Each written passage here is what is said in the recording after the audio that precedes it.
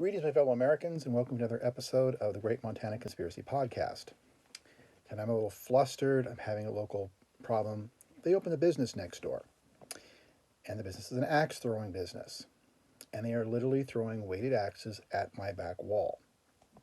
And I've been able to hear the thumping for literally hours. I'm actually thinking about making a video specifically dealing with exactly Kalispell Police Department's refusal to enforce standards of law simply because they want an elite business they like to stay in business and they don't care about any of the residents downtown. People who actually live here, pay taxes, everything else, but regardless of that, really frustrated, going to try to stay on focus tonight. Might do a special episode, might make it the subject of the next episode, I don't know. But for now, let's get on with it. Tonight we're going to deal with the subject of the difference between criminal and civil law. A question was raised, if you followed my YouTube channel, the question was raised about from the podcast whether a copyright violation should be a criminal issue. And of course, the position was it's a crime, it absolutely should be, it's stealing. The problem is that it doesn't actually fit the definition of theft. It doesn't fit the definition of fraud. It doesn't fit the definition that falls within the four basic pillars of a liberal democracy that a criminal justice is supposed to go after. And that's murder, theft, assault, and fraud. And you can say, oh, it's dishonest. It's not upfront. Certainly.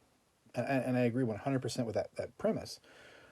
The problem with the subject of overcriminalization, which was a very strong and prominent element throughout the last three podcasts, excluding my holiday one that I did in the middle of my normal scheduled episodes, is that just because it's wrong, just because it's an action that shouldn't be done, doesn't necessarily mean that it's a crime. If you don't pay child support, or if you are ordered to pay child support and you don't pay it, should that be a crime? Well, there's certainly a big argument for deadbeat dads, and let's send a message to them and throw them in jail, which really kind of defeats the purpose, honestly, because what you're doing is you're throwing them in jail where they can't pay the child support, so the child still goes unsupported. It's a completely redundant aspect. But the idea is, should it be a crime? Or should it be dealt with through what are called civil regulatory schemes? And that's another subject entirely about how Montana misuses that, but civil regulatory schemes are legitimate standards of law, where a civil law exists to enforce standards of society. Whether it be through, registration of a child sex offender or whatever living near a school, or a violent offender, or a person's, in some communities around the country, there's actually efforts to register people who have DUI offenses or alcohol offenses, drug-related offenses, drug courts. All kinds of these things fall really into realm that should be in the civil realm instead of criminal. Why is it not? Because politicians love to scare you. They scare you. They terrorize you. They say, hey, be afraid. Ooh, crime, bad thing. Let's get you all to be really scared. We're going to make new laws. Put me in, and I'm going to terrorize you about this one issue. We're going to call it a crime. But is it a crime? Does it fall in the four pillars of a liberal democracy? Once again, murder, assault, theft, and fraud. If it doesn't fall into those categories, it doesn't belong in the criminal code. And that doesn't mean that people get off scot-free, or there's no consequences, or it's not wrong. It absolutely is wrong. It's just whether or not it requires jail time, which is really the unique aspect of criminal laws. It takes your liberty away, puts you in jail, puts you in confinement of the state.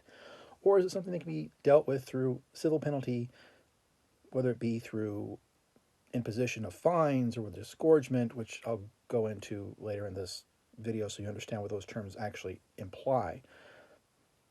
But because the issue that was raised dealt with the copyright subject, because I gave the example of, I'm a published author. I have 24 publications, 10 novels, 12 trivia books, 2 nonfictions, and soon to be a 25th fiction, or another 11th novel, 25th publication. So I've got a hat in the ring. I've got a dog in the kennel, so to speak. I've got a vested interest in how this law is dealt with. But the problem is that it is so dysfunctional in how it is being dealt with because it is such a broad and overreaching criminal law that it's completely impractical to pursue it as a criminal law. And therefore, only the bigger, the more elite people with high powered dollars that can fund and get favors from politicians can actually get it enforced. There comes a point when there's such an overcriminalization and everything's a crime that the government simply can't enforce the laws on its books because there's not enough resources to do it. And copyright enforcement is a major one of those aspects, to where there's so many copyright infringements out there that there's no way to realistically enforce every one from a police department or the FBI or whoever, what agency you want to go to, because they have so many other crimes to look into and enforce that are more what they consider more serious. So when you deal with overcriminalization, not only in that it floods the prison system, but it makes it where there are so many laws, there's simply not enough people to enforce them. Which is why overcriminalization is such a problem. It's many reasons why it's such a problem, but these are just two of the really big aspects: overpopulation of the prisons and the fact that there are so many laws that can't be realistically and equally enforced. You can apply this formula to any other system out there that falls outside the definitions of murder, theft, assault, and fraud. Okay. And again, reminder, I have a vested interest in this law. So when I'm talking about the law and I'm talking about how it should be a civil enforcement or a civil regulatory scheme, I'm not at all minimizing the wrong that's being done. I have posted so many Digital Millennium Copyright Act complaints against websites, against people who take my books and solicit them for free or distribute them for free on the internet. Honestly, it just goes on and on. But there's no central agency really to report these violations to. If you report them to the FBI, you report them to the SEC, you report them to whoever, not the SEC, the FCC. You report these to these agencies, nothing ever gets done because there's simply not enough manpower to do them. Which is why if you take it from a criminal scheme, which deals with prosecutions and courts and imprisonments and all this other stuff, and you put it into a civil regulatory scheme that simply says, okay, clear violation, here's a fine. Here's an order to disgorge the profits you have gleaned, or the profits you've deprived to the original copyright holder, and put a fine out there. Latch this on here. Create an oversight watchdog, and I'll make the argument for that later in this podcast, because that is a really important issue that when dealing with overcriminalization and how to break that mold. Just for clarification, just so before we go any further, I want to explain what DMCA is. It's very simple. The Digital Millennium Copyright Act was passed in 1998. It was enacted into law in October of 2000, and it was made part of the Copyright Act, which was Title 17 of the United States Code. What it did was it upgraded protections for electronic reproduction of copyrighted materials, amongst other things. The most critical point to this discussion is that it upgraded the protection for the electronic publications. It took and made it, and it also minimized the liability of websites and internet companies that hosted this material, which arguably is a mistake, because it simply gives these servers, I don't care what you post on ours. I'll take your money. I don't care what you post. I don't care if you're committing a crime. I don't care if you're doing anything. We'll turn a blind eye. Because they're not liable and because they're not accountable under the law, they allow this to happen. And they allow these people, these fly-by-night people, to come in, use their service without any real way to track them down or to realistically hold them accountable, and just let them do whatever they want to do because they themselves are not accountable. Then, of course, the whole aspect of this is actually part of a much larger worldwide treaty the United States signed in '96 with the World Intellectual Property Organization. And what they are is an international organization of countries that published works and basically speaking on behalf of the unified international community on how to protect copyright. The United States was actually one of the last countries to really jump on board with this and sign into this, and it took them 4 years to actually enact the law that enforced the elements of the treaty they signed. Ladies and gentlemen, it wasn't just Trump. This is under Bill Clinton. This was slow, and he was a Democrat. So again, and I've said this before, I'm not a politician. I don't stick to politics. I don't subscribe to a political party. I equally dislike incompetent people and incompetent administrations, regardless of the party they're attached to. I'm not a big fan of Biden, just for the record. Much worse under Trump, but I'm not a big fan of Biden. So when I say these things, don't take me as trying to push a political agenda, because I'm not. It's simply wrong, and I'm going to call it out for what it is. I don't care if you're libertarian, I don't care if you're Republican, Democrat, I don't care if you're Martian. If you do something wrong, and I think it's wrong, I'm going to say I think it's wrong. Just the way it is. But anyway, most copyright infringement today, as is to be expected, happens over the internet, which means that the Digital Millennium Copyright Act, or the DMCA, is the predominant measuring stick by which copyright enforcement is handled. And it provides for both civil and criminal enforcement. But as I've mentioned, the criminal enforcement is very rarely pursued for small little issues.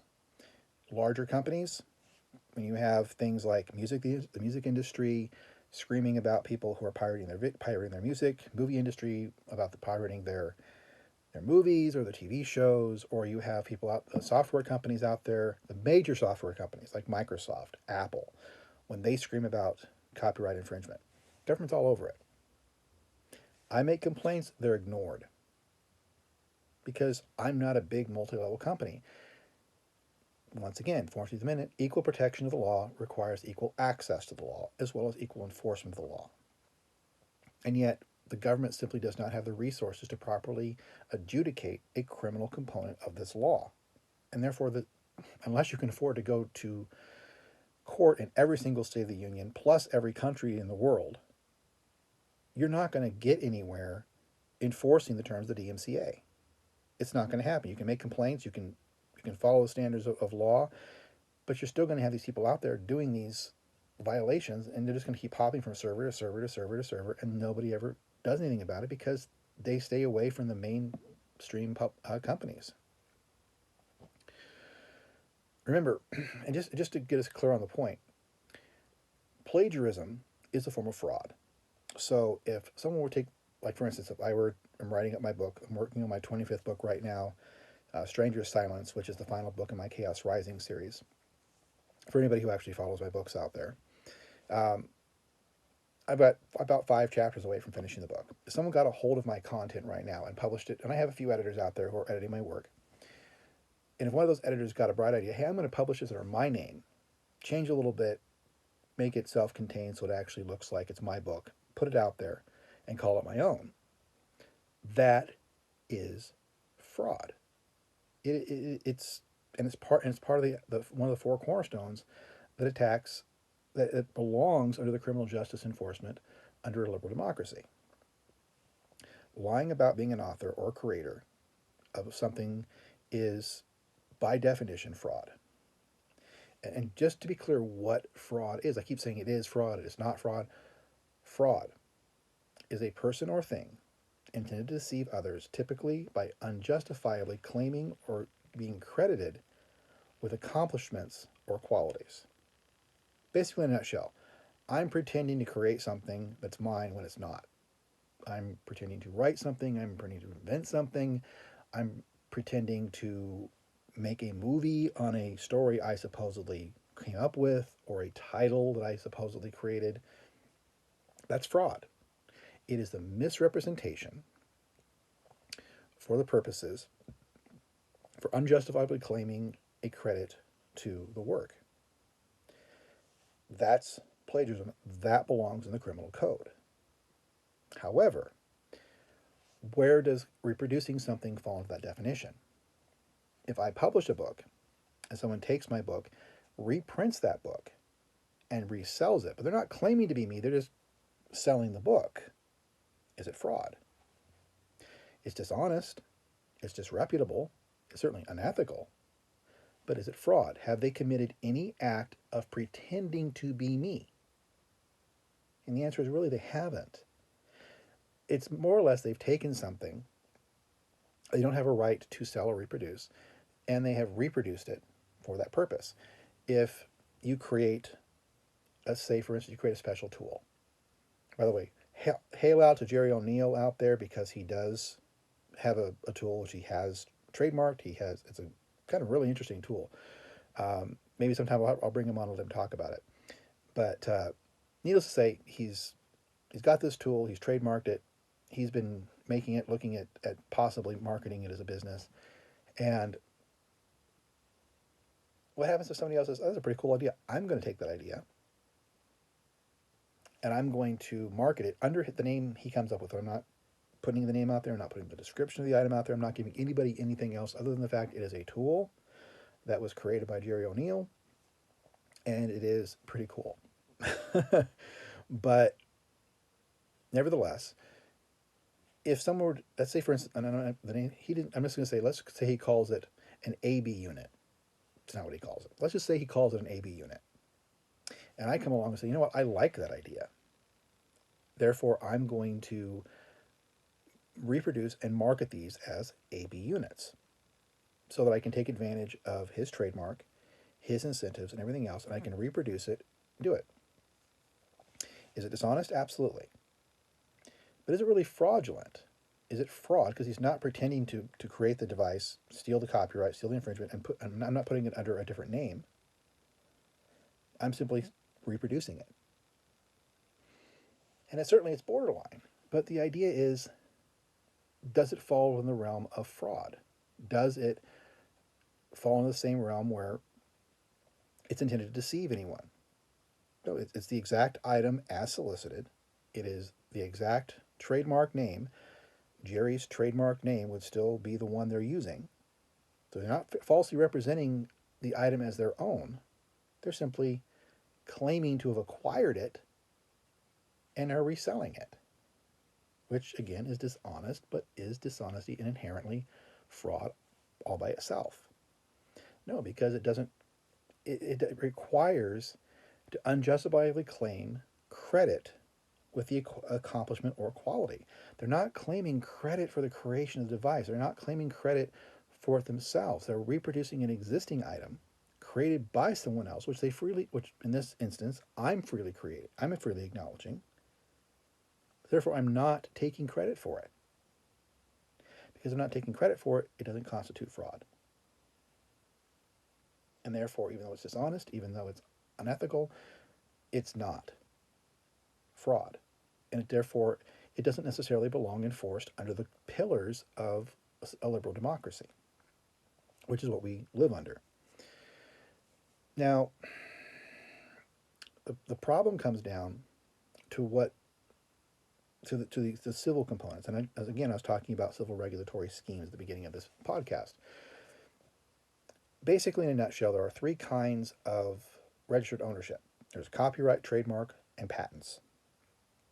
Copyright, pretty simple. Just about anything that's marketable out there uniquely has a copyright. A trademark is a unique name or title or something like that, some brand which you can circulate around. And a patent is basically a mechanism, a tool, an invention that is uniquely your own. And infringements of these, a copyright infringement, trademark infringement, patent infringement, are typically, not always, but typically they are issues of use without permission. And that's basically what copyright infringement is. In fact, as an example, the U.S. Copyright Office, this is directly from their website, says, as a general matter, copyright infringement occurs when a copyrighted work is reproduced, distributed, performed, publicly displayed, or made into a derivative work without the permission of the copyright owner. It doesn't say that it's fraudulently misrepresented. It says it is reproduced without permission. Therefore, it's not fraud. The point being, though the person is profiting from it, he just doesn't have permission to profit from it. Copyright, as I've said before, copyright violations, just like patent violations and trademark violations, can be criminal or civil. But most often they fall in the realm of what should be civil law. Unless, of course, a large company is involved and the large company gets to have the federal government come in and defend them. Again, unequal application of law, unequal application or access to law. But largely it's because there's simply not the resources under the current system as it exists under the criminal code to properly prosecute every single instance as this happens. But this is a prime example of where a government watchdog company, organization, whatever, could be created to pursue the civil side. And it's not an unheard of aspect. We already have it. There are many, many agencies within the government which we see as legal bodies that are already enforcing civil fines and penalties. Look like the SEC, the Security Exchange Commission. It exists to impose primarily civil money penalties and disgorgements. Now, I promised I would give a definition of this. A civil money penalty is simply a punitive order to reimburse the state for a wrong that was committed and the cost of the action against them.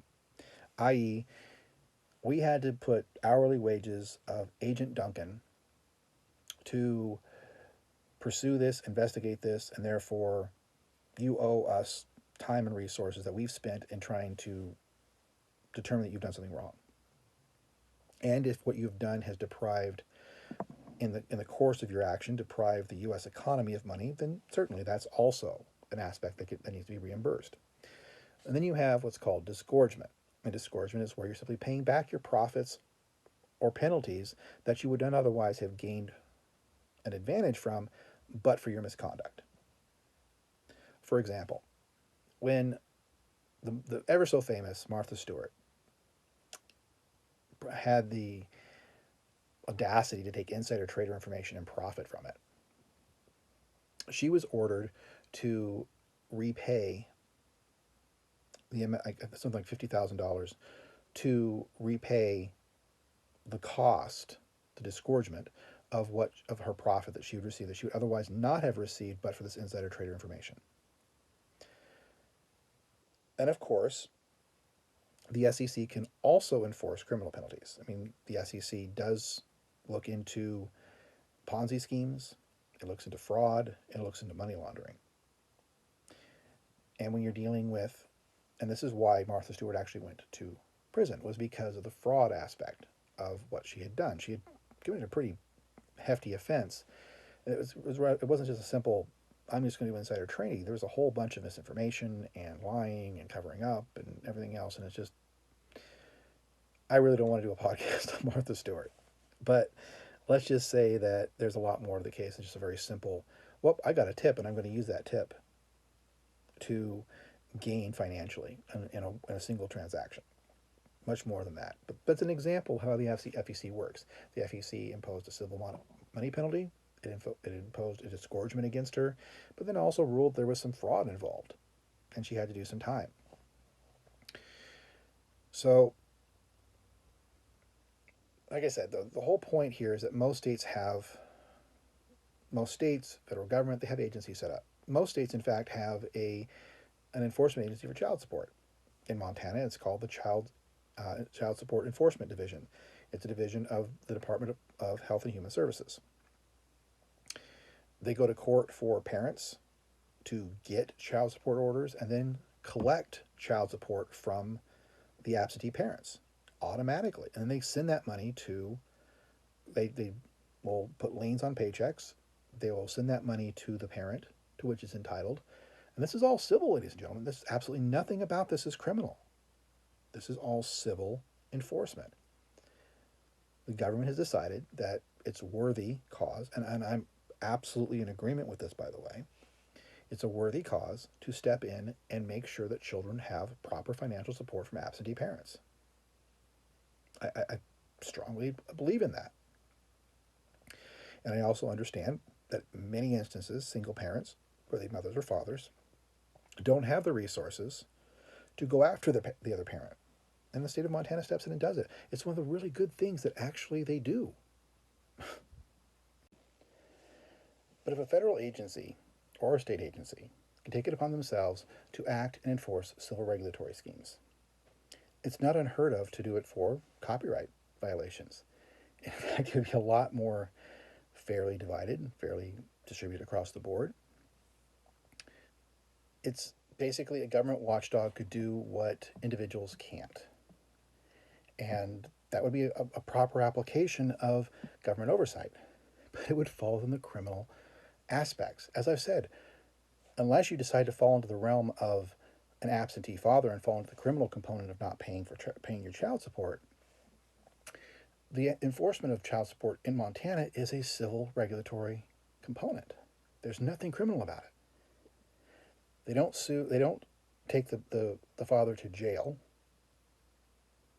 and then while in jail have a judge charge them with criminal whatever, then get an order and restitution and have that restitution be in the form of child support. It's not done that way. But if it was a criminal component, that's what it would be. So the idea is whether or not the government could be involved in a civil regulatory side as opposed to a criminal side when dealing with violations of copyright. And I absolutely believe it can. In fact, I think it would be a far more efficient use of government money than the criminal justice system. I mean, think about it. When you're dealing with a criminal prosecution, regardless of what the crime is, the person has to get arrested, the person has to be detained in jail, the person has to have presumably proper due process. Forget about it in Montana, but presumably, let's just for argument's sake say they have to have their grand jury, they have to have their probable cause hearing, they have to have due process of law, Brady issues where you bring all evidence is produced, all of this. Then they have to go through a trial. They have to do these motions back and forth. It's a long and lengthy and drawn out process. But the SEC doesn't have to do with any of that. The SEC writes tickets, basically. They write an order. They say, okay, we're going to do this, we're going to do that. They might go to a judge to get the judge to sign off on it, but it's a procedural issue more than it is a prosecution. No one goes to jail unless there's a serious element to the crime. No one is arrested. No one has warrants issued for them. They have a penalty. Bam, here's a fine. The fine's a civil regulatory scheme. It's a civil component. It's not criminal. Politicians will tell you it's a crime, it's a crime, it's a crime, but it's not a crime. It's just like the whole point of what's the definition of justice. Justice is not where you have this perverted concept of what we call justice that doesn't pursue truth, that doesn't pursue any aspect of actual holding someone accountable for crimes they've committed. They're just looking for things to throw people in jail for so they can get money. And yes, I still need to do a podcast on the prison system and the whole prison for profit concept to explain that.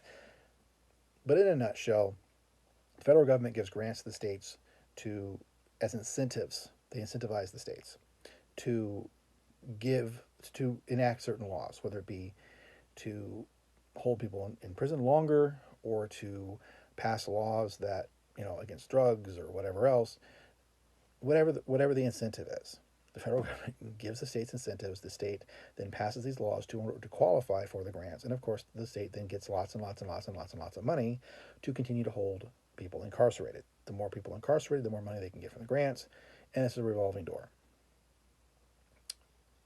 Need to do an entire podcast on the subject of it, but for now, that's the brief oversight. But the criminal justice system is it's a broken concept. When you have so many aspects that don't belong in the criminal justice system thrown in there, just because it's a hot button for politicians. A politician gets elected on crime. I'm going to enforce crime. I'm going to create a crime that I can chase after, and therefore you're scared of it. Be scared of it. Be scared of it, and I'll protect you from it because it's a crime. But it's not a crime. It may be wrong, but it's not a crime. It's not something that belongs in the criminal justice system. And that's my entire point about this. The federal government creates these grants for several reasons. I mean, they give grants to build prisons. They enact so-called truth in sentencing laws. They impose longer sentences for specific crimes. But at the end of the day, the criminal justice system just is looking for warm bodies to throw in a prison cell to claim that money. Because it's not a, we'll give you $100 for doing this. It's we'll give you $100 for every inmate you have under this. So the more people locked in boxes, the more money the state gets from these federal grants. Most people see the criminal system as jail time and the civil as lawsuits for money. But that's not what it is. The bottom line here is whether it's necessary to even pursue these as criminal or civil options, because it's not as simple as criminal go to jail, civil get sued and go to court. The truth is that the over-criminalization crosses over to the intended realm of civil far too often. The example of child support enforcement. I want to mention that does a parent belong going to prison or to jail because they're not paying their child support? I think another penalty can be created that doesn't involve the criminal justice system. I think maybe, and please don't think I'm trying to in any way justify the really horrific examples of labor camps. I mean, historically, for anybody who's not aware of this, there are some horrific stories down south in the southern states of people just being picked up and putting on labor camps forever and ever and ever and ever. Just get free labor to the state. Horrific tales and stories. Not going to go into them a whole lot here, but let's just say that I'm not endorsing that. But they could do a labor camp. They could force someone to work and do labor for the state to actually make sure that they meet and are able to pay child support. If they're going to dodge responsibility for paying child support, then make them work. And then if they don't work, then it's contempt of court, and then it is a crime. Because then it becomes down to enforcement of the justice system. It comes down to enforcement of the court's ability to enforce its own orders. So, which is really kind of a fifth pillar, because you really have to go into that. And you have to say, well, the courts have to have the ability to enforce their own orders. Look at historically right now in the United States, we're dealing with whether or not the Congress can enforce subpoenas. They say, hey, you need to come here and testify in front of us. And there are people who are willfully saying, nah, we don't have to. Right or wrong, any government agency has to be able to enforce its power. So the court has to be able to penalize people for not showing up to court. They have to penalize people for not paying their fines and for not complying with a court order, whether it be civil or criminal. So you don't have to throw people in prison. Create a labor camp. Let's put them on the road work duty. Let's have them picking up litter. Let's have them do something that requires them to actually do labor, in which they're actually getting, that labor is going towards the payment of the child support. If the state doesn't actually have to pay somebody to actually do the job and they can simply pay the parent instead, why not?